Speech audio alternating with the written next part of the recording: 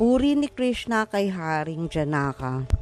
Sa Bhagavad Gita, tanging si Haring Janaka lamang ang pinuri ni Panginoong Krishna. Si Haring Janaka, ang ama ni Sita, ay sagisag ng karunungan, pagpipigil sa sarili at malalim na pangunawa sa Dharma. Si Sita, anak ni Haring Janaka, ay napangasawa ni Panginoong Rama at dumanas ng matitinding pagsubok. Sinamahan niya si Rama sa gubat noong panahon ng kanyang pagpapatapon at tiniis ang maraming paghihirap. Kahit na bumalik sila sa Ayodhya, muling ipinatapon si Sita sa gubat.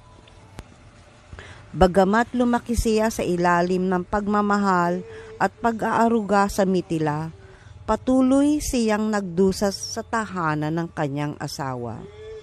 Sa kabila ng paghihirap ni Sita, hindi kailanman kinuwestiyon ni Haring Janaka si Rama o Dasarat tungkol sa kanyang kalagayan. Hindi siya nakialam sa buhay may asawa ni Sita. Ang kanyang pagpipigil at karunungan sa paghawak ng sitwasyon ay isang huwaran.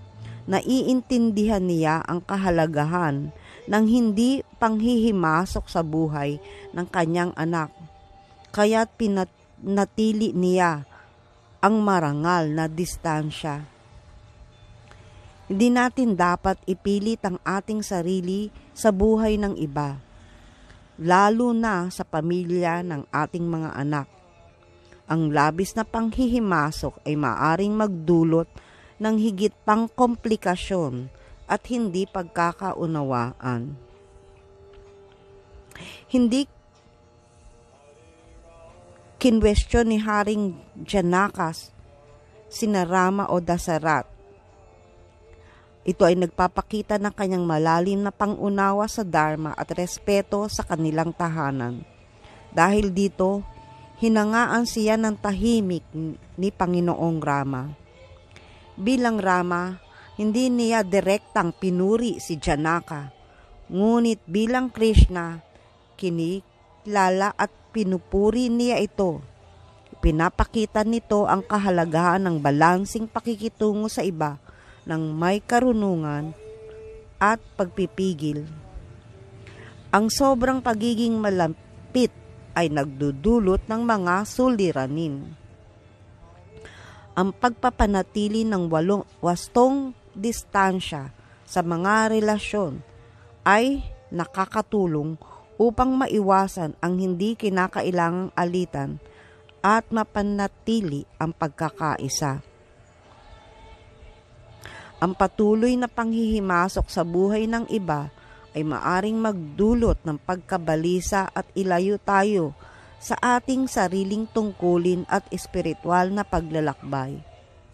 Ang payapang isipan ay mahalaga sa ating espiritual na pag-unlad. Dapat nating maunawaan na hindi lahat ng tao ay nagpapahalaga sa hindi hinihinging payo.